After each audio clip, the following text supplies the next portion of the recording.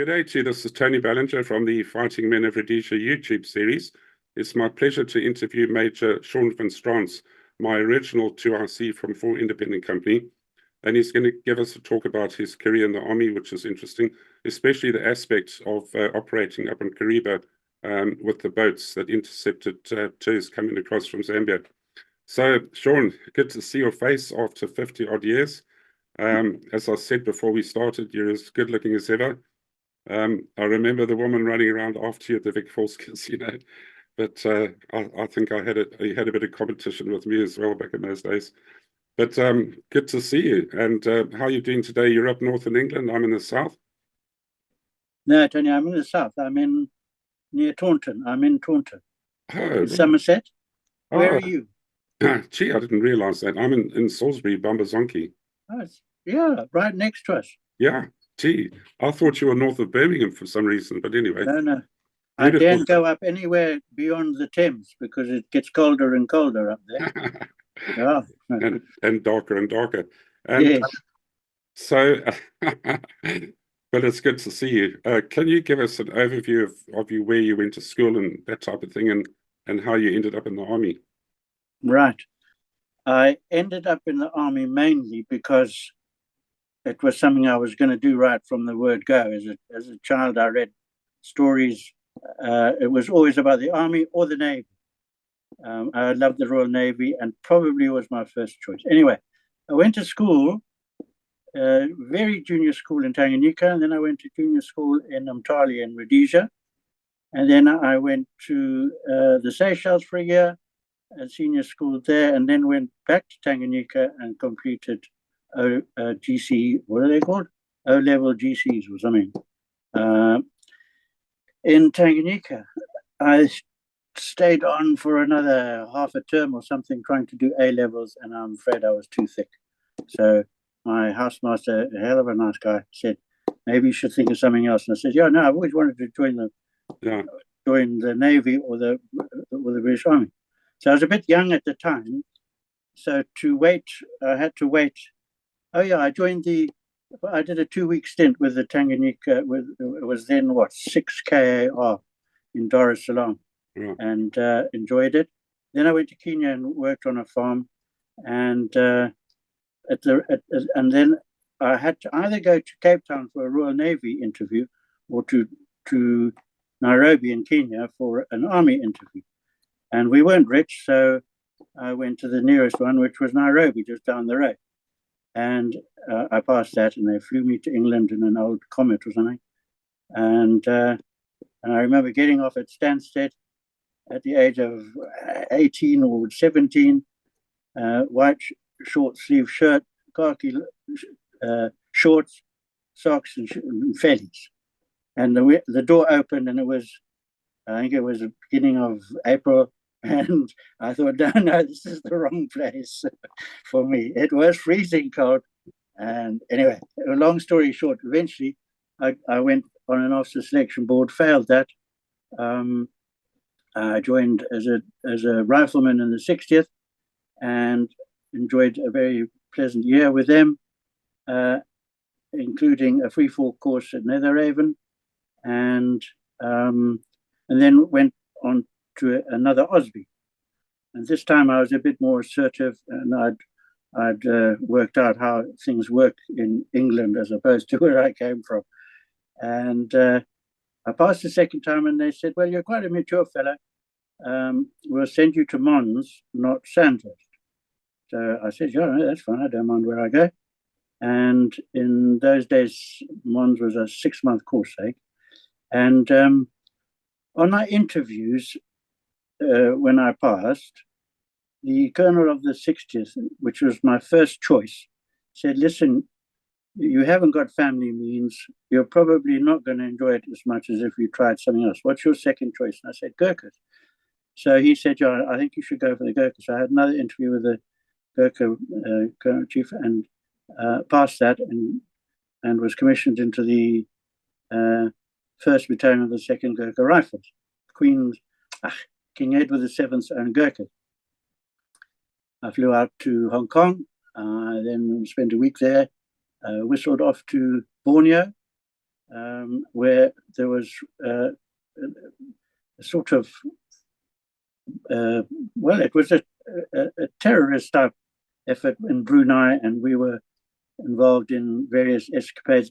I joined a company, and so I had ops for about 3 months, and then we went back to Hong Kong, and that was, we had 9 months in Hong Kong, then went to back to Brunei, but there was no war then.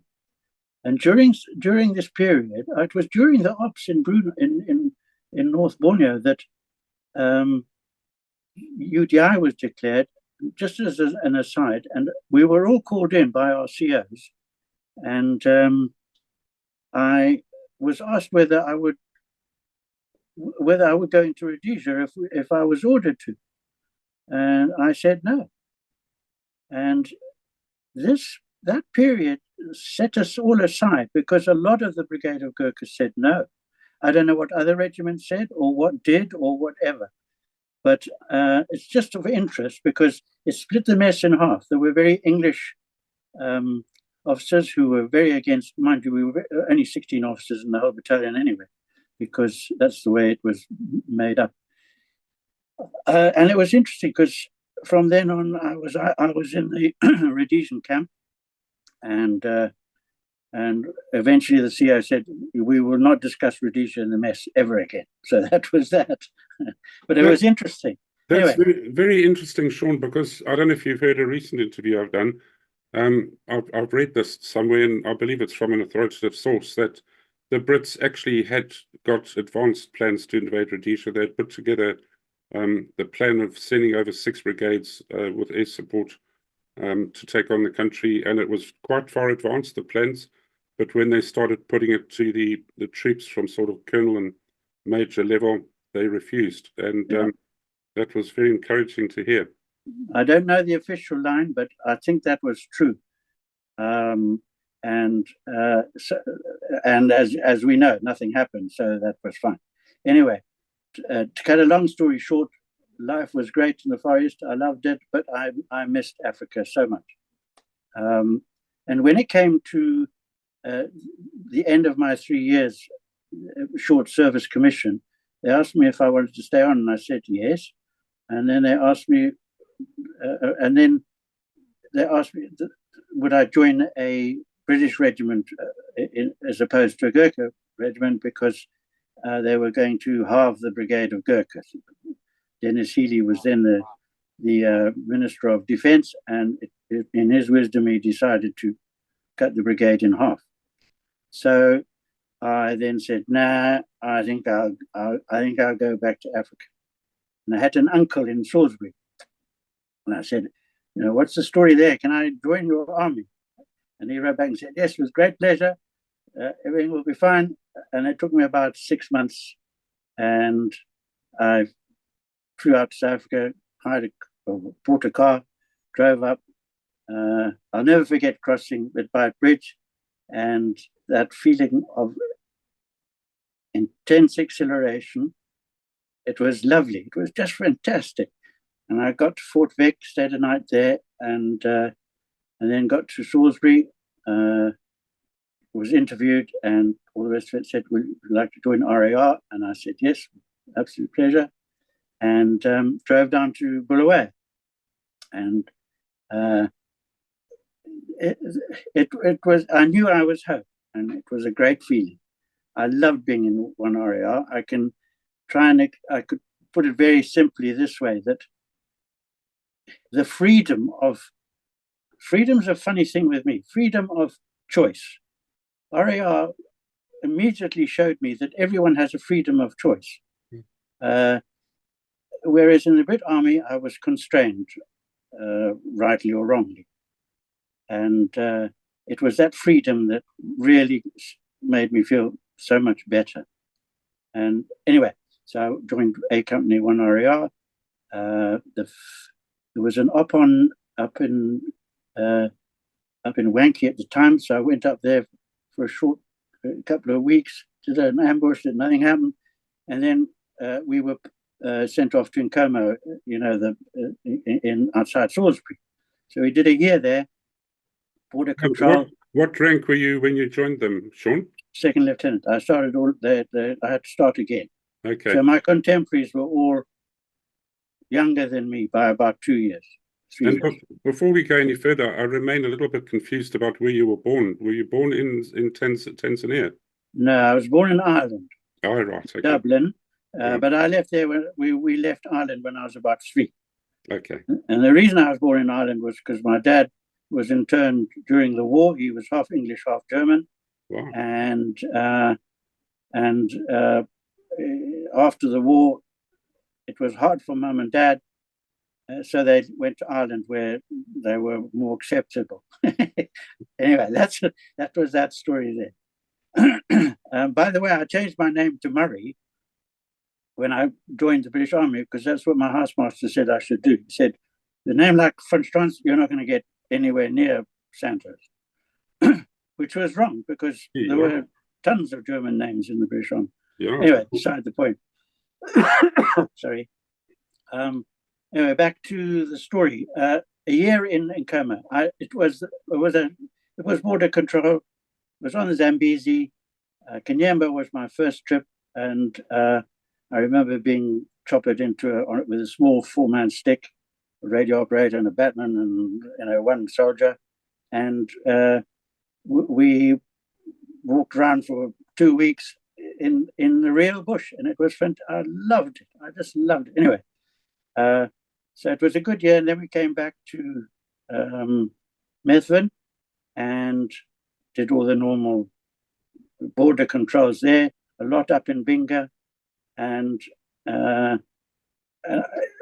for me it was magic. It was like doing a job, but you're on permanent holiday. It was just super. And during that time, I loved boats. So I was always getting into the aluminium, those flat bottom things, and running around in those things. And I knew the shores of the Matabele end of the lake quite well. And then, of course, we all had to get posted to, you have to do a staff job. So they sent me to one brigade, and I was the admin ASO3, and it was all right because I'd fallen in love and we got married, and so it was nice from that point of view. But then they posted me to Wankie, and when the posting order came through, I remember thinking, "Oh no, not Wankie! That's I won't mention the word end of the world, but that's how we all thought of it." And so I went up to Wankie in trepidation, and my OC was, the name escapes me for a second. It'll come back later. And I started to enjoy it fairly quickly once I realized that Wankie was the center of the bush. At Wankie National Park, you had the Zambezi River Falls, Falls National Park, Binga, and Milibisi, which is at the sort of mouth of the lake. Yeah. And I soon realized that this was a good place to be, and we were very happy on Baobab Hill in a lovely house. And I'll never forget the sunsets in Wankie because they were always bright red because of the coal dust in the air. They were magic. They were really magic. And we settled down to life in Wankie quite quickly. Lovely people there, and I had some very good civilian friends there. And we did we had the run, as you know, of the national parks, no tourists, and it was great. I grew to love Wankie. It's a great place to be. It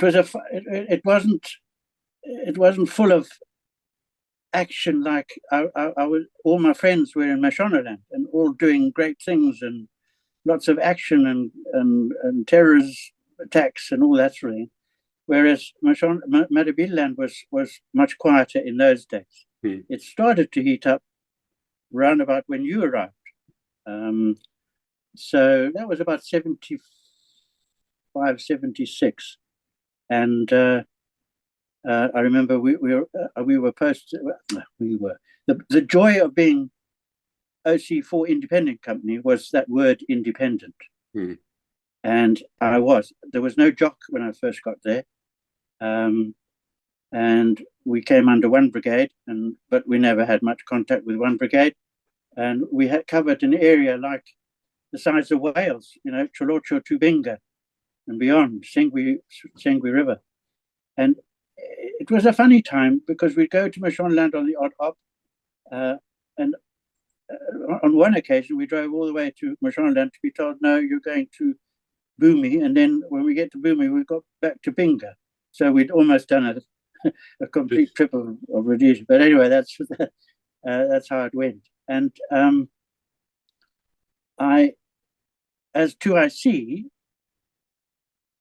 I got involved in a few things. And I learned very quickly that one of the joys of 4 Indep was that you were dealing with national servicemen. And they were with you for 5 months or 6 months. And then during the period I was there, it suddenly crept up to a year. And then I think it went up to 18 months. And it was, if anything, a godsend, because the youngsters who came out and became men in that first 5, 6 months were just starting to blossom. Whereas when they went on after 6 months or 5 months or whatever it is, they were a remarkable resource that you could, once you got to know who did what and what his best assets were, you had a very clever bunch of youngsters who I had the most. I enjoyed it very much. And when I was made OC and was then, I then went to the Falls for, must have been there about 6 months, as you said.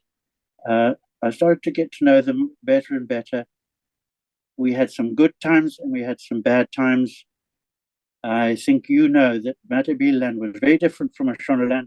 We were up against a totally different enemy. He was very elusive. He didn't become part of the local scene, and therefore it was very hard to find him and thereafter track him. Anyway, by the time we'd done the Falls and done the Chattanooga, what was it called? Chattanooga, the train. Remember the train?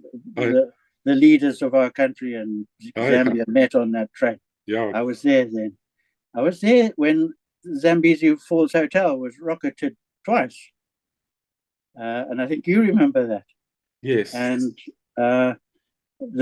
we had a few contacts. We learned a lot because we eventually realized where they were crossing and how they were operating. And it was very easy for them. They could come over, attack a target like they did in Cholocho, and be across into Botswana within hours. So, and with one company to run an area like that was impossible. So you tried your best to prioritize. And, I mean, we had 76 kilometers of riverfront to patrol with one company, plus all that's just the Falls to Kazungula. Yes, and then there was all the rest. Then you got to the Sengwe, you've got another, I don't know, 150 k's or something. Yeah, Matetsi the other way. It was enormous. It was a massive area. So it was frustrating, but as the war heated up a bit and we got to know their modus operandi a bit more, we began to achieve a bit more. Now, there was a time when I was at the Falls when I had to go back to Wankie for some reason, and I had to leave the company in charge of the CSM. And we had a tragic incident, which I don't know how to get hold of. I've always had a problem that Derek Kingsley Jones, the subby of the platoon that was based there, came to me one day and he said, "Listen, I've got a feeling that there's people across the river that are watching me, or not watching me, but they're there, and I'd like to do a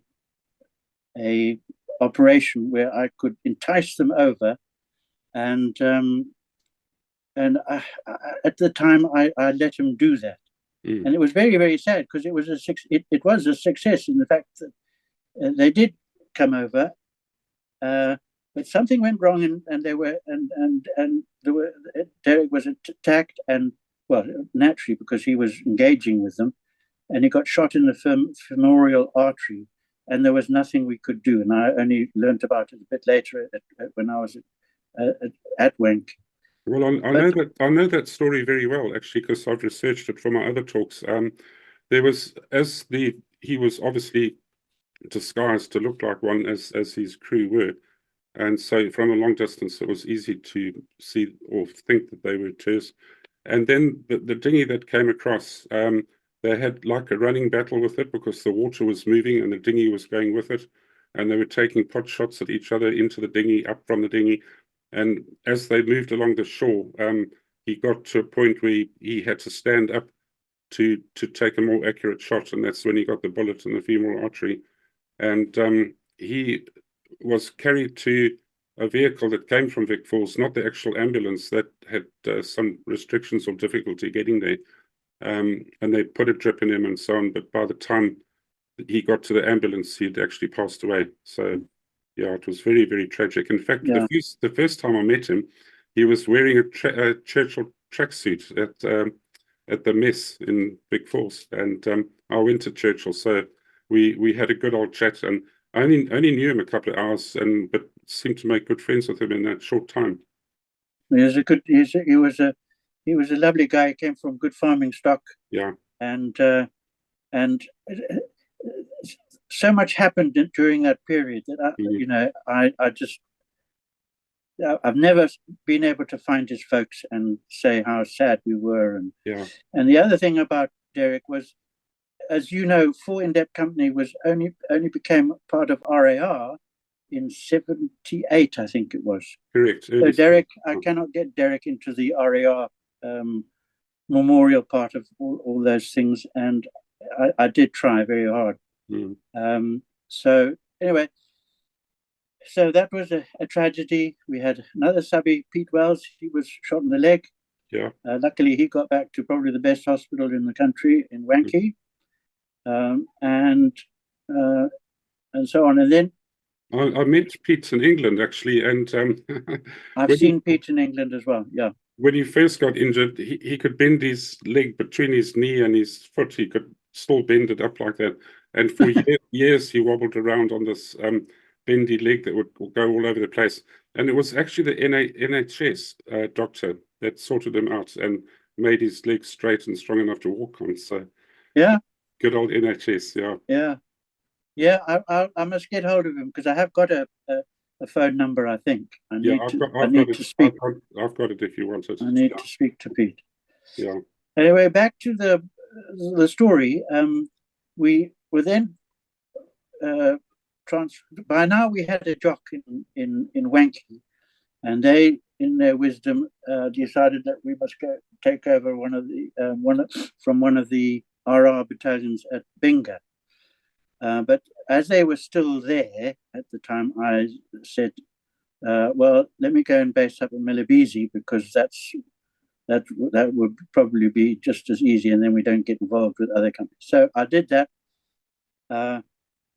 and I knew Milibisi well, and especially the patron of Milibisi Fishing Camp, one Mike Johnson, and we were very old friends, and we'd done an awful lot together in terms of fishing and boating and all those things, which is what we all love. And that was when we started. That's when I started to really use different guys to do different jobs, because we had, and I opened it up to everyone. I said, they're crossing here, because between Sabungwi Narrows and the falls, for that matter, there was no op splinter. They operated from Sabungwi Narrows west to Kariba.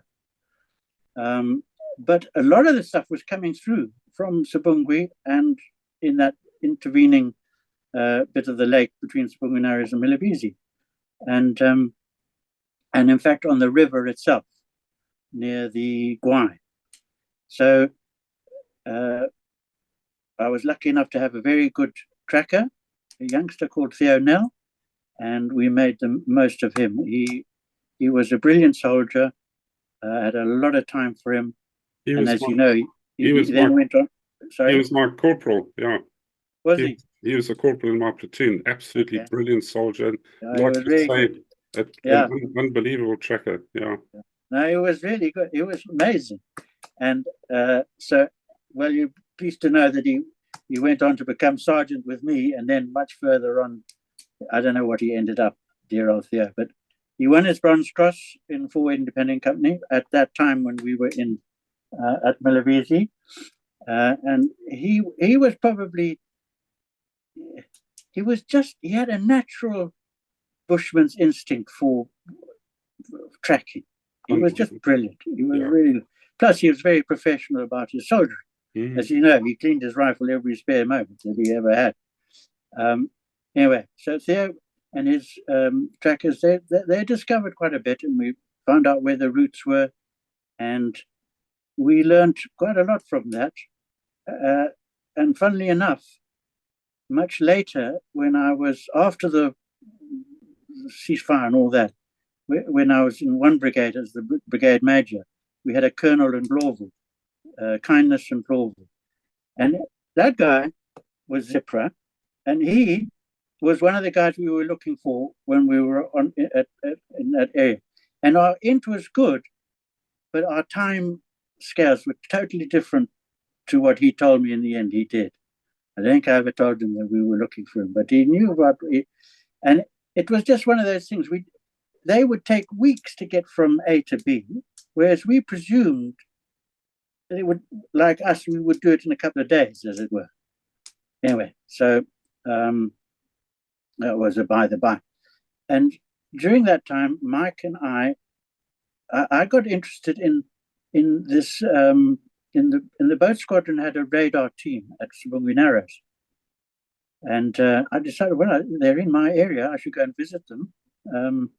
And so I did with Mike the one evening, and it got dark, and we watched them at work on the radar screens and everything else. We thought, wow, this is quite amazing. And we thought, no, we must incorporate this in our part of the world. So from then on, we started to work on that. And Mike and I would go out literally every night. We'd spend out on this little boomy that we borrowed from a doctor that had one at Millavisi. And we'd spend all night on the lake unless it was dark. When it was dark, we would have to go to near Sabungi Narrows and use the radar then to help us. But you know, Kariba is a wonderful place.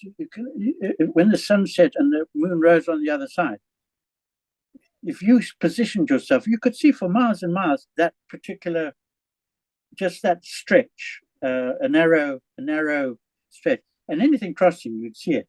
So we did that for, I don't know, weeks and weeks. And but it was one day when we were near Sabungi Narrows that they said, hey, there's something funny going on.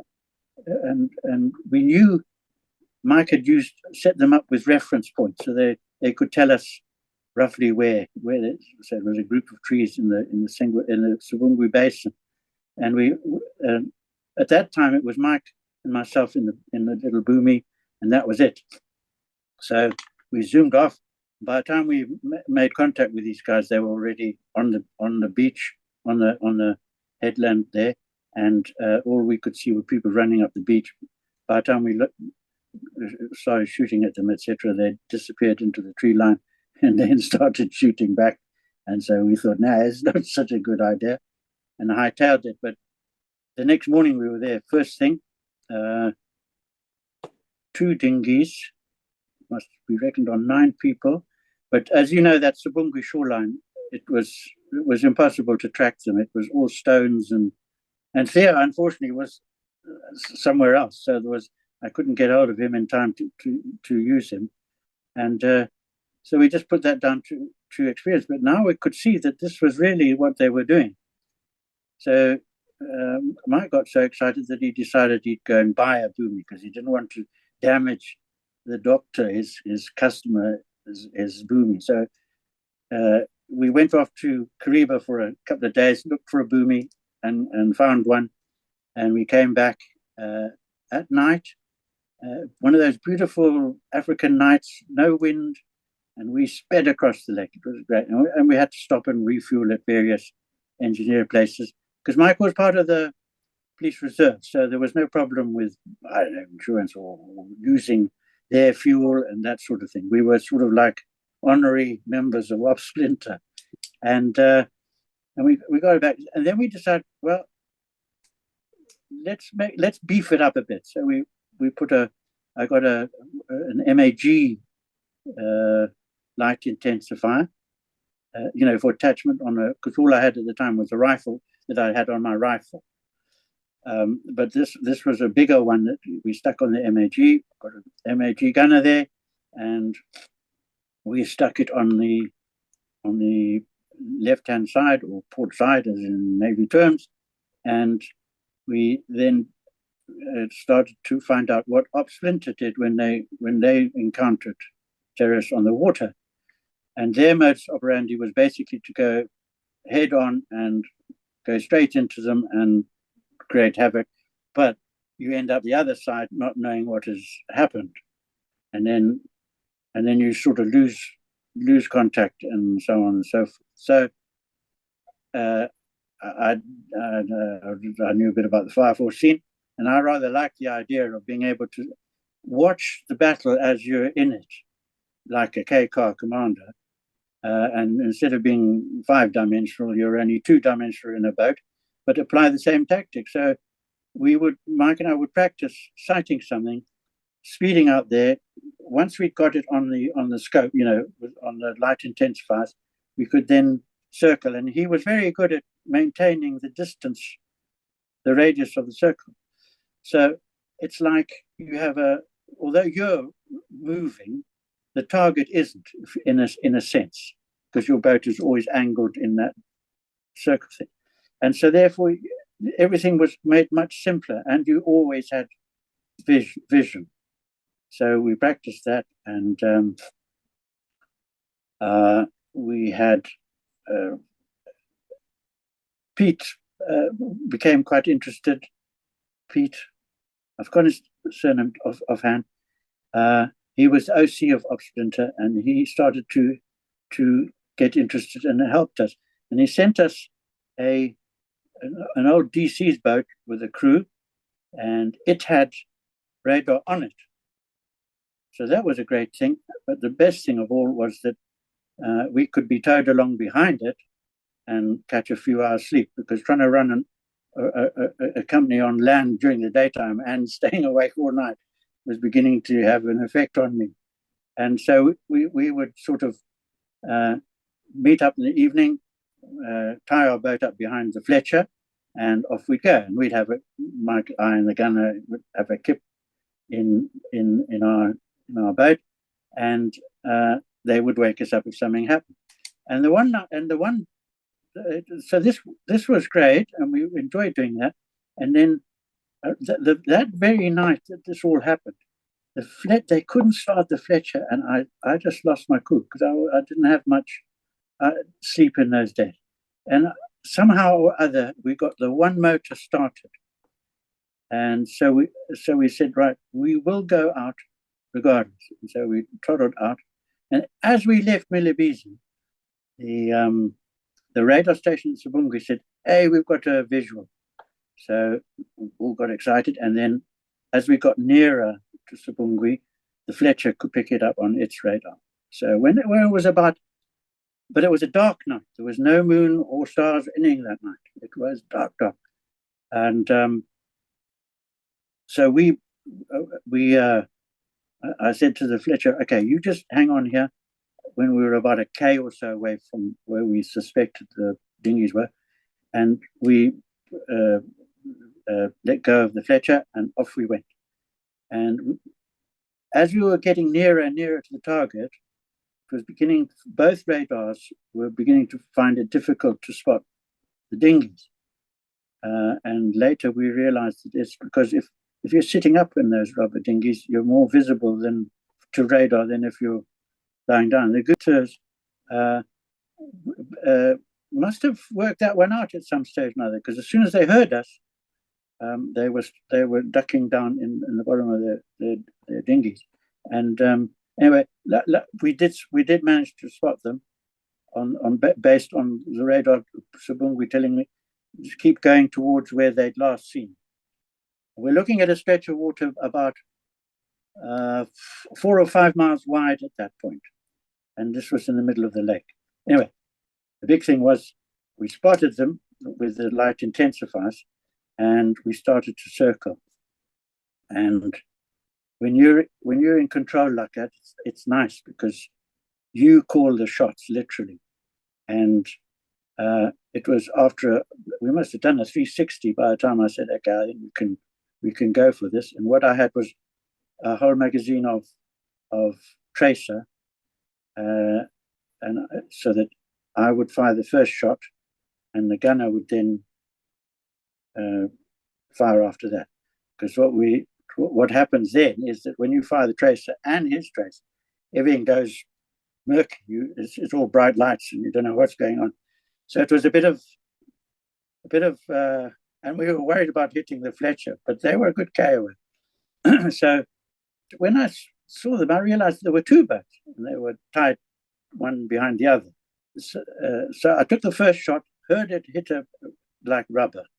So I knew it punctured the dinghy. But after that, things became a bit chaotic, and the terrorists fired back. And I would not have liked to have been in their position. I mean, it must have been so frightening. But we weren't thinking about things like that then. And the last thing I thought of was saying surrender or anything like that. It was far too noisy. It was far too, and they were firing back, and firing rapidly too. A lot of fire, but none of it came near us. So I can only assume that a bit like the K car, they tend to aim at where it is, but you've moved on. And slowly, as we kept circling, we got a better feel of it all. And we knew that it must have been awful for them because their boats by now had deflated. Lots of splashing around and blah, blah, blah. Eventually, we got close enough to see that there was only one survivor, and he was left. And he was struggling, holding on to the remnants of this Zodiac dinghy. And by now the adrenaline is pretty high. So I just said to the gunner, hold it. Don't kill him just yet. Let's see if we can capture him.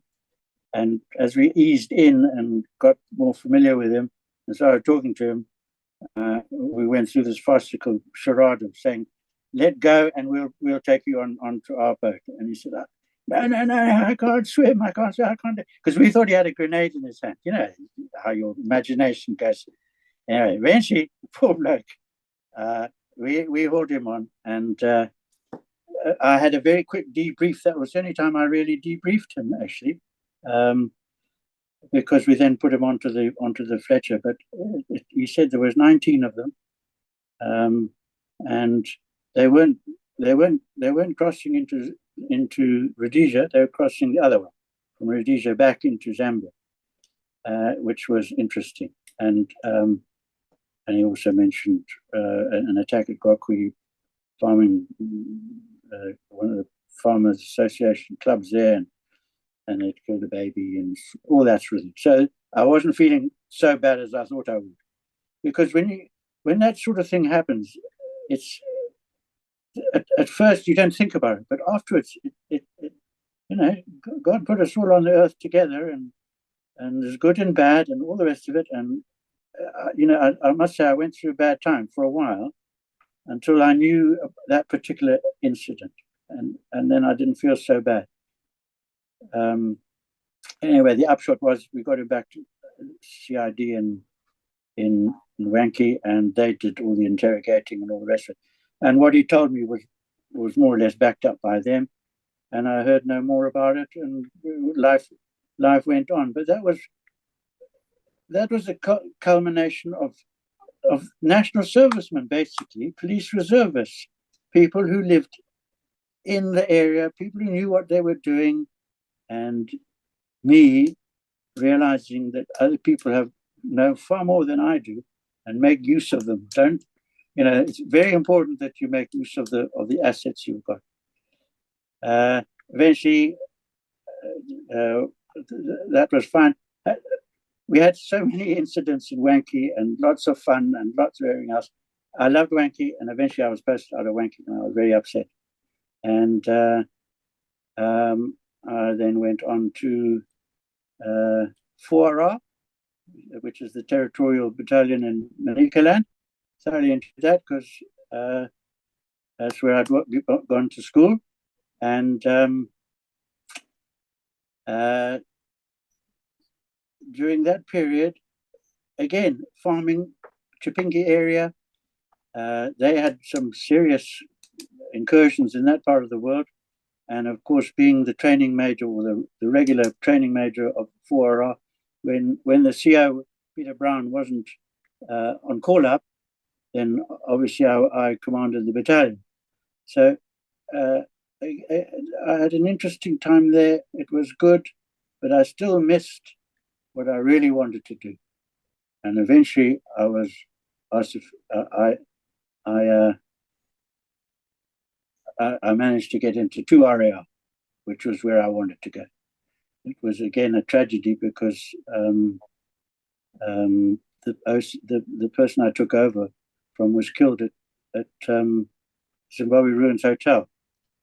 Andre Dennison, who was a British, ex-British soldier, brilliant, absolutely brilliant. The soldiers loved him, and he made A Company 2RAR into a legendary unit, and he was very famous. So by the time it was getting on towards the end of the war, by the time I got to take over that lovely company, it was nearly over. So although I was fire force and did my paras and bit and all that, I didn't really have the chance that I most wanted, which was to command a fire force in a real big situation, not a little situation. Mm-hmm. One of the things I did do when I was during Milabisi, going back to that, is everyone got quite enthusiastic at Army headquarters, and they even sent me a helicopter to use at night. And although we never actually used it in an operational in a combat sense, we would often practice and go out at night and rip up some patch of Kariba weed or whatever it was that was floating around, and you could do it. It was very interesting. But as I said, the opportunity didn't arise, and eventually they took their chopper back because they had more important things to do with it. But yeah, 2RAR was the culmination. I loved it very much. And then after the ceasefire and all the rest of it, at one stage, if we were told that and to plan for if things went wrong in the final election, your job was to go and do this, that, and the other. So we were all geared up for that, and I was based at Kariba Ruins, well, at the old Shepherd's Hotel at that stage, and it all fell through, and it was a funny time that. And eventually, I thought, now I want to leave Army. Funny enough, they offered me CO1RAR, and if I didn't, and I said no, I think I want to leave. But then they offered me BM of 3 Brigade in Umtali, and I liked that idea because I had a house there by then because of when I was with 4RA, and I loved my house in Umtali. It was a beautiful place, Morambi, and so I went back. And during that period as BM, twice I visited the ex-combatants in their camps and things, and it was a strange time. And Colin Hendry, who was a very, very good friend of mine, he was OCC Company 2RAR when I was B Company, sorry, when I was with them, and he was somehow captured by the blokes in Foxtrot. And when the brigadier and I said, right, we're going to go and get him. We're going to go and take these guys out and, free Colin. I mean, of course, we wouldn't have anything to do with it, and that's when we all resigned. So was that during the Mugabe era? Was that? Yeah. There's a few. There's a lot of stories, Tony, but none of them are of interest to people unless you're in that particular area or not. I remember we concocted when I was 4RR. We had to arrest and capture a whole lot of. Remember what were they called? Spear of the Nation. What were they called? Something is Siswi, or the other prime minister's forces. What do you call Spear it? of the People or something. Yeah, Spear of the People, something like that. And I had to go to somewhere as I was in. I was 4R, must have been, and had to go and the job was to disarm them, and then take them off to prison in Chikurubi. And it sounded very simple. The plan was you'd go there saying, I'll train you guys, and I'm going to issue you with new weapons. That's right. So we took a whole lot of new weapons, as in SL, or FNs, but we'd taken the firing pins out of them. And anyway, that evening they were very loath to do so, and they wouldn't. And then in the morning they agreed, and also there was an RLI commando station just outside the perimeter of this camp, but they didn't know that, obviously. So anyway, I said, right, we're disarming you. No more prevarication. And they started to disarm and take on take FN. And about halfway through that exercise, one little bugger realized that he didn't have a firing pin in it, and he started talking to his. And that's when I crept back to the radio and I said, Pete, get up here. We need you now. And so they stormed the camp, and it was all over, and I took them to Chikurubi. And then when I got to Chikurubi, would you believe they wouldn't take the guys? And by then I was mad as a hatter. I said, okay, I'll just take them into First Street in Salisbury and let them go there. And then there was a lot of hunna-hunnering and all sorts of things. Eventually they were all taken into Chikurubi, and that was the end of that story.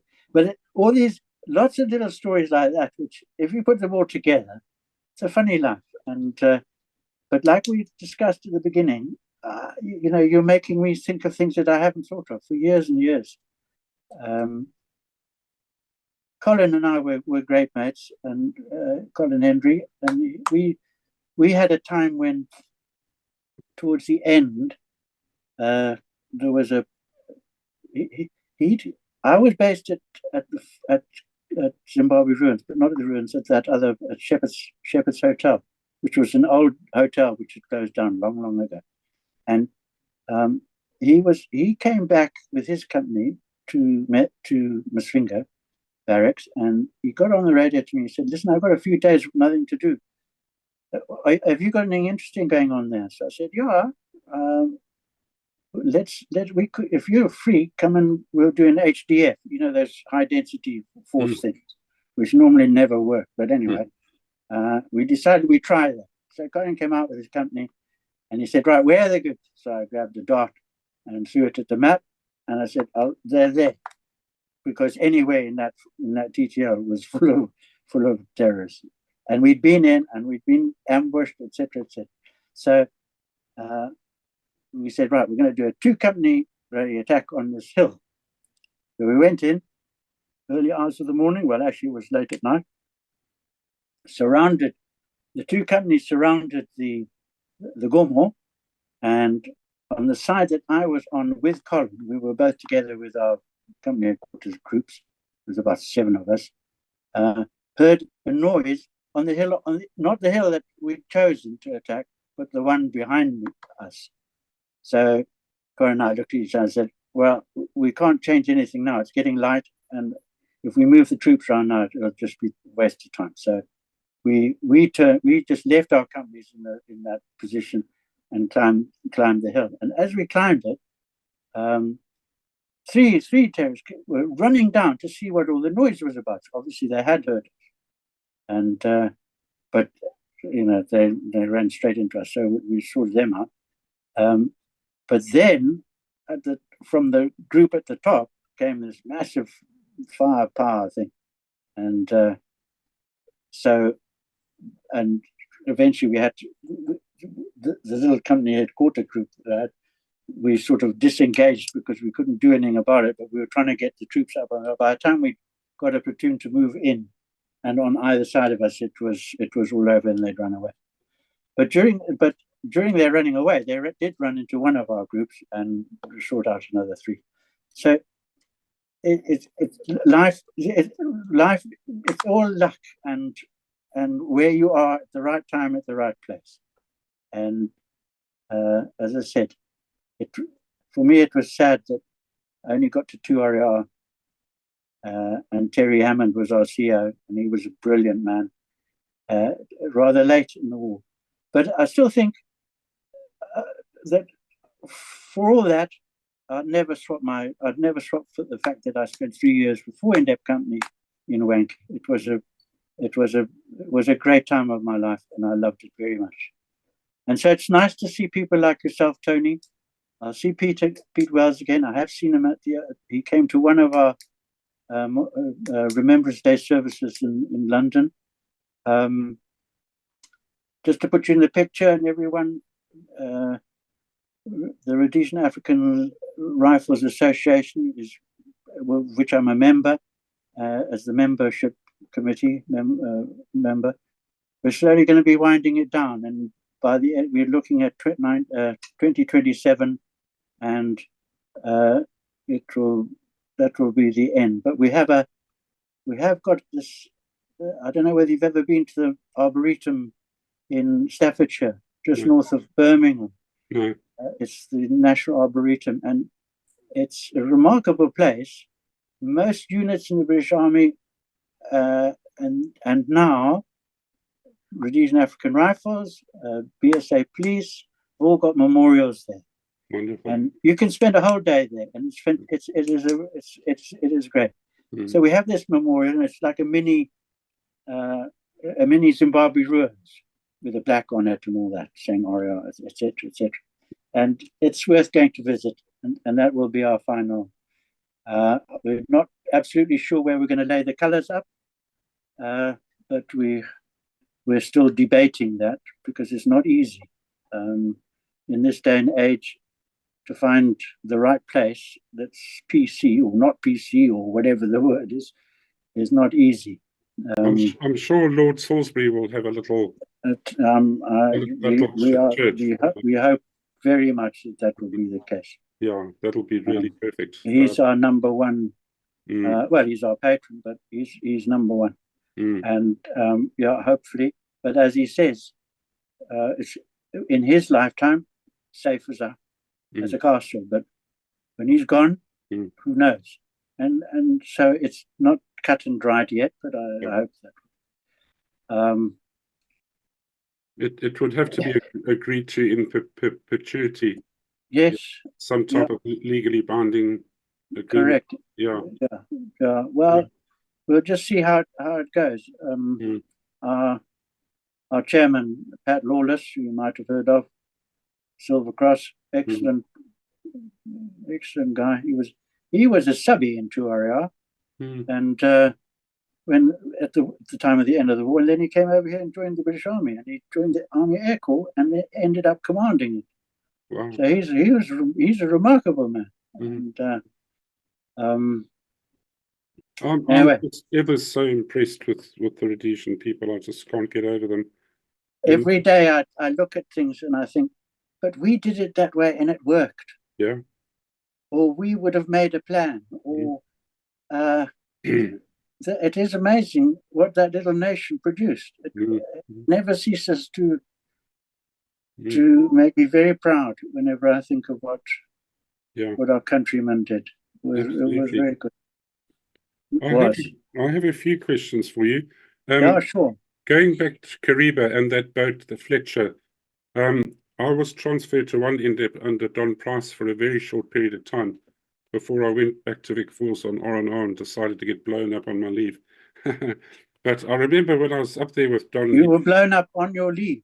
Yeah, I went back to Vic Falls for some R&R, and the hotel there was revved, and I joined the police on their boat to go and intercept the tourist boat. Oh, right. Okay. I And was there at that time. yeah, I ended up on the shoreline and got blown up. Now, when I was with Don, he took me in a 2.5 down the hill past some little sports club or something. I think this was bingo, I don't know. And we came across this quite a big boat, almost like a houseboat, but you could see it was reasonably fast. And it had some machine guns mounted on it. And I think the radar thing, was that the Fletcher? Is the description? Yeah, it would be something like that.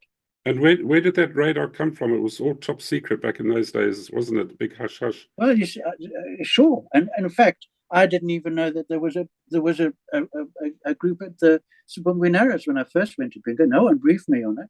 Mm. And yet it was in the middle of my op area. So, but yeah, the Fletcher was, and it was, as far as I know, it was a district commissioner's boat. And it was a bit like Sanders of the River. He'd go from Bingo to, I don't know, Sengwer or somewhere in this very colonial type gunboat or whatever. And it was one of those lovely things that was, remember our past, was the district commissioner was a very important person, quite rightly. And he had DC camps all over the countryside, and he was yeah. So the boat, as far as I know, it was the Fletcher, and I think the name Fletcher is comes from someone who was a district commissioner, and a well-known one, obviously. And if my memory is right, or it's just something that I've conjured up over 50 years, but it had a couple of strike crafts attached to it, did it, on the left and the right, or is that fiction of my memory? Don't remember it, certainly not when I was with him. So it was purely a boat to go out on the lake with radar to pick up enemy movements. Yeah. It presumably, I mean, I never asked them, but in theory they were capable of taking on dinghies crossing, etc. Very much so.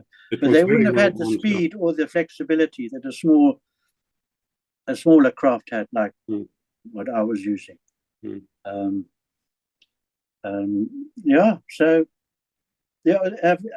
you said you had some other questions? Yeah.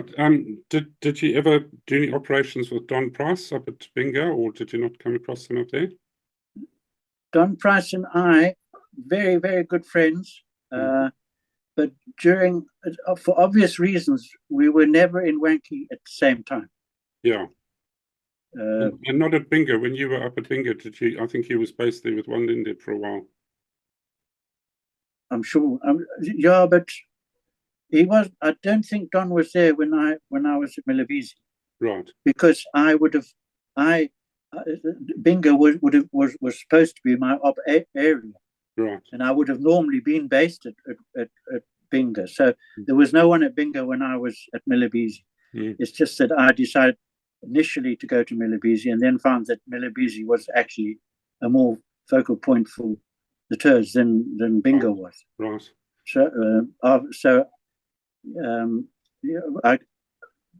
But Don and I did lots of things together. We did our para course together. And in fact, Theo was on the same para course. Jeez. Theo now, yeah. And I don't know whether you know, Don Price he's always known as Mapani Price with most of us, because he was on our company commander's course, and whenever we had a toot tactical exercise in the bush, he'd just wander off and in no time at all found a rhino or an elephant or something to amuse him, whilst we had to do the work for him. No, Don is a good lad. Well, he is a good lad. I think he's here in England now. Yes. And when you were with up in the Eastern Highlands around independence, did you have much to do with the British monitoring force? Did you meet any of them at the end of the war? I only met them during that period where the elections. And then afterwards, You mean BMAT, when they came over and Yeah, there was originally the monitoring force, all the yeah, originally there was the monitoring force, and I didn't really meet many of them except. And then BMAT. Yeah. Did you meet any BMAT? By the way, the ones I did meet all agreed that the whole thing was a farce. Really? Especially in the Fort Vic area, yeah. Mm. But the hierarchy it was going to be that way, and that's it, as we all know. Mm. Then BMAT came out to train, and funnily enough, I'd left the army, but a friend of a subby in the second Gurkhas in my battalion came out, and we joined up for a couple of days and had a good wingding together. That was great fun because I was farming by then up in Mazoe, and Patrick, yeah, but not really. I have met some subsequently. They were a lot of them were a bit jealous and standoffish, I found, but I might be wrong. That might be very unfair. Well, as soon as they smell the odor of Rhodesian on you, they sort of become a bit cross-eyed and look down their noses, I suppose. Yeah. But, right, just to end off this interview, what happened after the army? Where did you go? I then stayed in Umtali, and I set up a small prefab building thing that was going to be quite good, or was quite good, until Mugabe produced something called the building brigades. And suddenly I didn't get the orders that I needed. Right. So then I decided that I'd go. I applied for the Oman, and where a few of my friends were, and I was accepted. And at the very last moment, my wife said, "No, I've had enough of this army business.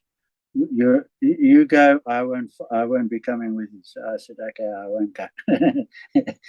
Quite rightly, because I saw her point, and instead we went farming. Excellent. So we went to. I worked for a lovely guy in Glendale, and after a few years of being a farm manager, I managed to lease a farm and build a farm store and an abattoir, and did quite well out of that until the things finally collapsed in 2000, and then I went to Mozambique, leased a farm there, and Cyclone Helene arrived and wiped us out in one afternoon. So I went back to Zimbabwe, tail between my legs. I loved Mozambique, fantastic place. I loved it. But my wife lived in Umtali at that time, so came back to Umtali and joined the wattle company, which I had quite a big association with in the sense of the past, and lived in Nyanga for 2 years. And it was, you go from one thing to the other, from catching tiger in Kariba to catching trout in Nyanga. It's all part of the fun, and loved that. And then eventually that fell through because the wattle company was sold out, and I was, by the way, during that election in 2002, I illegally used the resources of the wattle company to help the MDC in their monitoring of the elections part of it, and had a little group there, when we rushed around doing what we could, and obviously, I think you probably might have seen it in the news and everything else, but the ZANU-PF got wind of it, and a commissioner of police arrived in a Land Rover with 5,000 Land Rovers and bristling with machine guns and everything else to arrest 3 of us and 3 ladies, 3 men and 3 ladies. And we were hustled off to Chipinge jail, and then to Umtali Central, and eventually the whole thing. But it was not nice. It was that was frightening. bad, and because of my slight involvement using assets that weren't mine, I felt it right that I resigned because my boss also had to resign. So, and then we said, well, schooling, I think, was my main priority, and we decided we'd go to England, which we didn't do. We ended up in Ireland for a year and then came. Good Lord. I thought I had a convoluted life story. But sorry about that. No, I mean, it's fascinating. It's just, these stories are fascinating. I don't know how many other people in other parts of the world face all this, just incredible. Lovely. It's been a great chat. I've really enjoyed it. Yeah. Tony, have you got English friends? Friends, yes, very much. I got some. That you can drop in and have just drop in anytime you like. I don't believe any Englishman will just let you walk in through the door and have a cup of tea. You have to set it up. And I remember when I first came here, I had a friend, a nice friend, him and his wife, and we invited them for a cup of tea on a Saturday afternoon. And when I saw their car pulled up, I was in shorts and slops because it was a summer's day. And I went out there, and he had his hat on with a tie, a tweed jacket. And I just thought, oh, dear. God, the difference in culture was just shocking. Yeah. I mean, if you organize to do things with them, that's fine. But I don't know, the rapport that you and I have and other Rhodesians have, and even with South Africans, it flows easily. Our humor's different. Often when I talk about things that I did, I get this blank look because they either don't believe me or they don't identify with it. And I found it, you can't do anything spontaneously with these guys. It freaks me out, just, hey, come around and have a beer or a chat or whatever. It just doesn't happen. It's all got to be planned. And that they don't like doing it in their houses. You've got to meet at a pub. They've always got to meet at a pub, yeah. Oh, I don't know. I've really... But that brings me on to my next question. Are there any Rhodesians where you are? No, the nearest one's about 40 miles away. And yeah, no, not at all. So, you see, my life here tends to revolve around ex-roadies. Oh, you're very lucky. Yeah, absolutely. I don't know any. I'm stuck in the bombs. And look, I've got a love-hate relationship with them. My mother was Afrikaans, my dad was English, so my blood's boiling all the time anyway. But yeah, it's and I've never admired their governments ever. They've always been traitorous bunch of cretins. But the English... We're not recorded now, are we? Yes, we are. And this will stay on. It doesn't matter.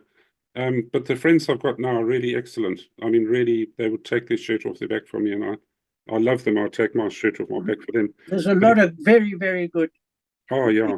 Fantastic. Sure. And a lot of them, when I first got here, I worked up at a factory up north, just a little way up the road, and I was putting car parts together for 12 hours a day. And the one guy I worked with on this big press, he was so anti-Mugabe and so pro-Rhodesian and so embarrassed about what had happened to us. And, I've met a lot of people like that. So there's some really good folk here. But there's the other aspect of things. If you, where I worked, because I had a huge amount of construction experience, the guys where I was working here in town in Salisbury, they were trying to figure out how to stop paint peeling off asbestos. And I mean, it was easy for me in Africa because we developed a system where it would never peel. And we had a meeting to discuss all sorts of contracts and how can we stop this paint peeling off asbestos? So I told them, but they looked at me as if I'd had a big blob of cheese.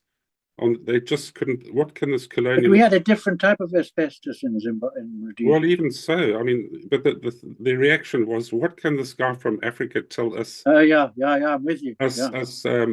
Sure, that's what happens. The reaction was, it made me feel embarrassed. I actually stopped talking. So it's been it's a different culture. When I came to England, I thought I was English because we put bits of cotton wool on the Christmas tree at Christmas, but we're not. We are We're not. And nothing has changed that in 20 years. No. It's a funny thing that, and there's not much we can do about it really. No. And we're all dying off, of course. So yes. I think in the end, one of the reasons why when you asked for this interview, I agreed, was because it will be gone soon. Oh, absolutely. And none of us, I haven't talked about it.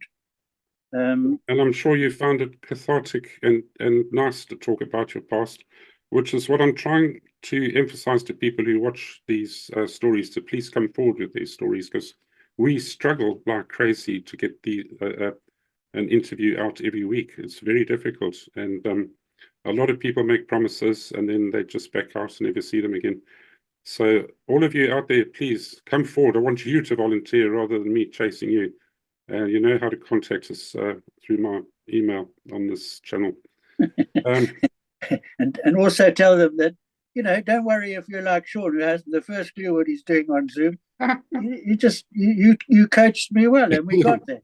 Yeah, after took a long time. After 15 hours, we got connected. Yeah, it's been wonderful talking to you. Yeah, well, listen, we'll catch up another time properly, Definitely. as in in a pub. Yeah. Well, no, you must come and say hi here. Yeah, definitely. I'll give you details and all that as we go along. Okay. Thank you, Tony. Thanks very much for everything. It's a pleasure. And thank you. I hope my story was of interest to all of you out there. We all have a story, that's for sure. That's what I want to get across and recorded. Thank you very much, Sean. I appreciate it very much. Okay. God bless. Bye-bye. All right. God bless, Tony. Bye-bye.